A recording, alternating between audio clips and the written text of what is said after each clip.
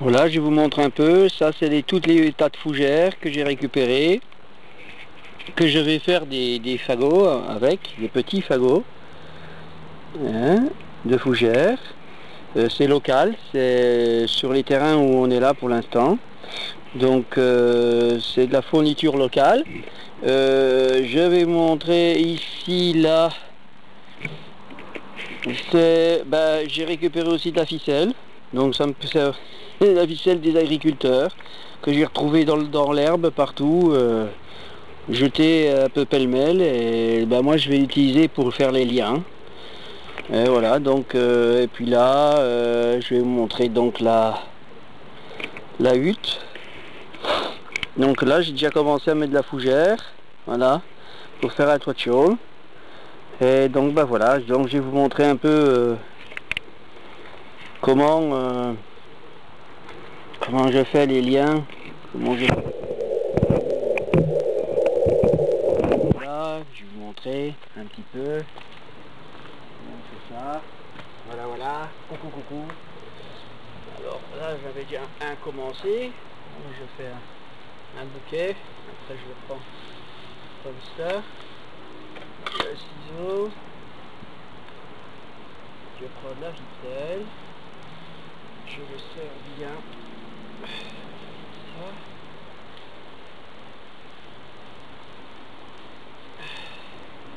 Et en fait, ça fait un habitat. Une hutte comme ça, ça sert l'été comme l'hiver. Parce que la fougère, c'est un isolant comme la paille. C'est la fougère du pauvre. Hein. Les anciens, ils se servaient ça comme paille pour leurs animaux, pour eux, même pour faire des litières. Hein. Donc voilà, et puis c'est un très bon isolant aussi pour... Donc voilà, je fais des bouquets comme ça. Tac. Je vais en refaire un devant vous. Et puis après, voilà, j'arrêterai. Puis je peux vous montrer un peu. Donc je prends la fougère que j'ai découpée avec plein d'amour. Je les lis, voilà, parce que l'important c'est que, parce qu'après on va les poser pour que ça soit étanche à l'eau et tout. L'important est que les feuilles soient bien comme ça.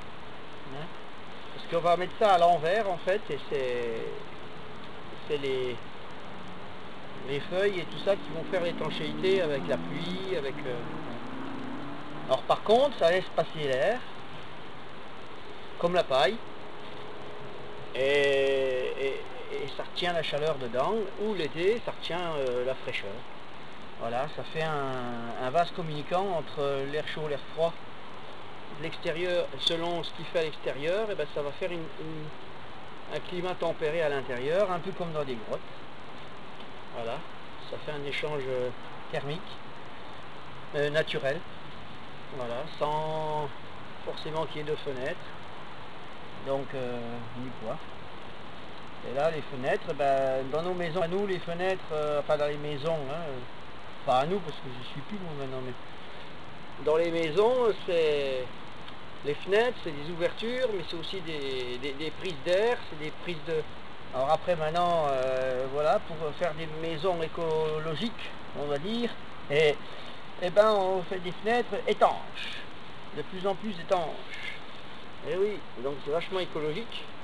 Alors que l'écologie, si on voulait être écologiste, l'écologie c'est de faire pas de l'étanche, et normalement ça devrait communiquer avec l'extérieur, on devrait être les énergies de l'extérieur devraient pouvoir rentrer dedans.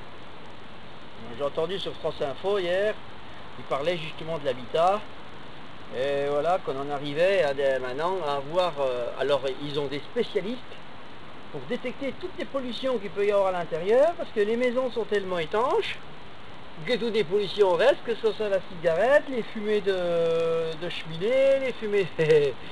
Or que nous, avec un truc comme ça, une hutte comme ça, où il y a notre tente, hein, qui est toujours aérée avec l'extérieur, on n'a jamais de problème comme ça en fait. Hein, parce que c'est pas étanche. Nous, on n'est pas étanche à l'extérieur, puisque l'extérieur, c'est ce que nous vivons toute l'année. Alors la tente, c'est juste pour nous mettre à l'abri s'il pleut. Donc voilà, donc nous, on est loin d'être d'être isolé de l'extérieur, c'est l'inverse. C'est l'inverse, on est tout le temps ouvert à l'extérieur.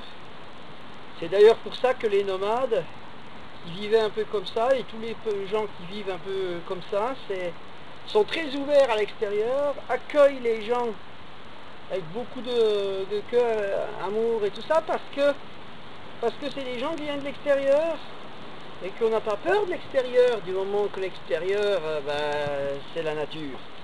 Donc l'être humain fait partie de la nature. Par contre, les êtres humains, eux, qui sont coupés de la nature,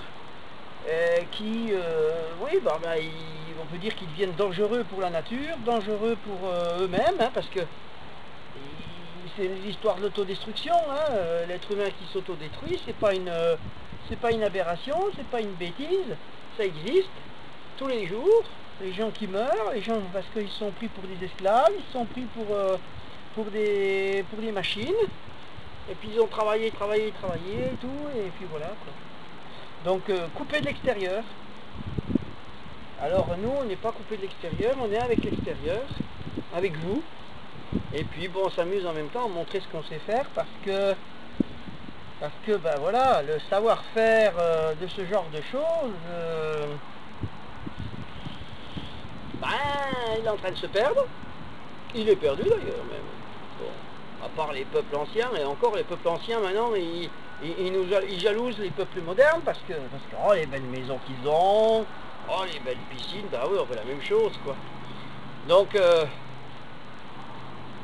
comment ils veulent la même chose ces peuples-là, il va nous falloir construire. Alors maintenant, construire, bon les Japonais, ils ont construit des trucs absolument artificiels, hein, et parce qu'eux ils sont, par rapport à ce qu'ils vivent, par rapport à leur surface de vie, ils étaient bien obligés de faire des choses un petit peu extraterrestres. Donc ils se sont mis à construire des choses, des buildings, des machins, un peu comme les Américains de toute façon, hein. Donc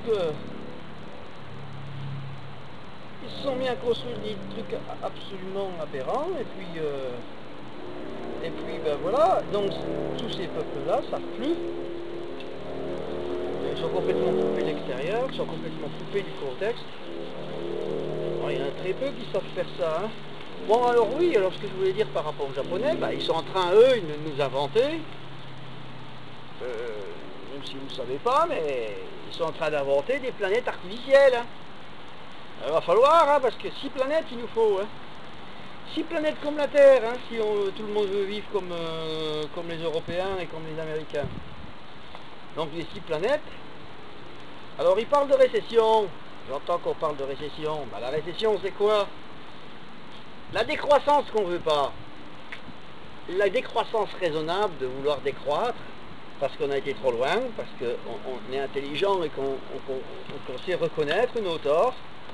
Et cette décroissance que tout le monde veut, hein, même ceux qui défendent la décroissance veulent la décroissance, mais ils ont toujours leur piscine et leur maison. Non, ils n'en veulent pas. Ils veulent la décroissance par rapport à eux, quoi. Voilà. C'est une décroissance par rapport à eux, ce qu'ils veulent bien décroître. Mais en fait, la nature, elle va décroître. Donc, la récession que l'humanité est en train de nous annoncer, là, économique, hein, c'est une récession, c'est normal, c'est une récession due au fait, parce que l'habitat, hein, on parle d'habitat là, hein, la récession, elle vient la crise économique vient de l'habitat, hein, donc c'est pour ça que j'en parle par rapport à l'habitat que je suis en train de faire là. Donc la crise économique venant de l'habitat parce qu'on fait des habitats trop chers, d'ailleurs avec des choses qui ne viennent plus, qui viennent de la nature si on veut, mais on extrait de la nature, c'est-à-dire du sol, des choses pour construire, mais on ne prend plus les choses que la nature nous donne pour construire, c'est-à-dire qu'on en est arrivé à une aberration maintenant de détruire la terre, d'extraire la terre, d'extraire tout ce qui en a besoin de la terre pour faire nos habitations, que ce soit du fer, du machin, que ce soit, bref, tout. Et puis les trucs naturels comme ça, les habitats naturels, c'est dommage parce qu'on ne les fait plus, quoi. Hein, alors qu'on a tout sur place. Hein. Ça, alors je vous le répète, que ce soit les fougères, que ce soit les canisses, j'ai construit cette hutte avec tout ce que j'ai trouvé sur le terrain. Ça, c'est aussi de la marche locale. Hein, c'est pas du marché local, c'est de la marche locale. Voilà. Donc, je vais terminer là mon discours, hein, parce que André, Ange des Albert, parle beaucoup. Beaucoup de gens me disent que je parle trop. Donc, comme je parle trop, c'est qu'ils parlent pas assez. Donc, je parle pour eux. Bah oui, parce que si personne ne dit rien, ne fait rien, ne machin, oh bah alors, il y a juste à continuer à faire les autruches, mais l'autruche, son habitat d'origine, c'est l'Australie. Que les Australiens fassent l'autruche, je veux bien, mais que les Français fassent l'autruche, bon, je sais bien maintenant, hein, on mange du steak d'autruche, hein. Donc ça peut peut-être, c'est peut-être pour ça d'ailleurs qu'on est poussé à faire l'autruche, que les Français sont en train de faire l'autruche. Et pourquoi l'autruche? Parce que l'autruche, c'est le seul animal qui, quand elle a peur, hein, met sa tête dans le sable ou dans la terre. Hein, bon, enfin c'est ce qu'on dit, hein, je l'ai jamais vu, mais, mais en fait, c'est faire l'autruche, quoi. Hein, je veux pas voir, tais-toi, tu parles trop, moi je veux rien avoir, je suis bien comme ça, donc laisse-moi vivre comme ça. Et oui, c'est ce que je fais, hein, moi je vis ma vie, les autres vivent leur vie, et puis ça, je dis ce que je pense là, dans ces mini-films, mais c'est pour ceux que ça intéresse. Ceux qui ne s'intéressent pas, ils ont juste à pas regarder, quoi, et à pas écouter, hein, parce que on est responsable, donc celui qui met en route ce film, il est responsable de le regarder ou d'arrêter quand ça lui plaît. Bon, merci, je vais arrêter là. C'était pour vous montrer un petit sketch sur l'habitat nomade et sur les huttes et tout ça. Merci. Et puis ce que je voulais dire aussi, c'est que cette hutte va rester sur place parce que nous on va bouger, nous sommes nomades. Donc cette hutte va rester là, et puis partout où nous allons nous arrêter un petit moment, et bien nous allons construire une hutte ou une cabane qui restera là, avec un rond de feu, et avec un cercle de pierre peinte, avec les glyphes mayas, et les runes, et voilà, et les tonalités. Voilà, merci, ce sera notre trace de notre passage ici. Et puis qui servira de refuge à ceux qui voudront passer par là, qui passeront par là, et qui voudront ou dormir une nuit là, ou s'en servir comme hutte à sudation, parce que cette hutte, je vais vous la remontrer, cette hutte, elle peut servir de hutte à sudation, de hutte d'habitat, hutte à sudation, parce qu'il y a un rond au milieu, c'est pas un rond de feu, c'est un rond, un trou de terre, plus bas que le reste, pour mettre des pierres chaudes et puis faire couler de l'eau dessus donc voilà. C'est pas du tout pour faire du feu dans cette hutte, hein. La hutte, si je veux avoir chaud, si je veux dormir dedans, avoir chaud, je vais faire un feu dehors, je mets des pierres dedans et je rentre les pierres à l'intérieur et je ferme la hutte avec une porte que je vais faire en paille et qu'on pourra mettre voilà, pour boucher l'entrée. Et ce qui fait que on garde la chaleur pratiquement, pas toute la nuit, mais une bonne partie de la nuit. Voilà. Donc voilà. Merci.